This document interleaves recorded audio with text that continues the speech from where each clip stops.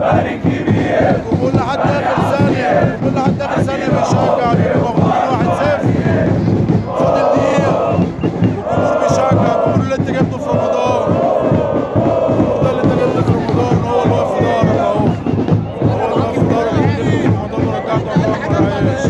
ولعبت واديك لعبت واتغلبت والدوري راح برضه. استفدت ايه؟ ما استفادش اي حاجه.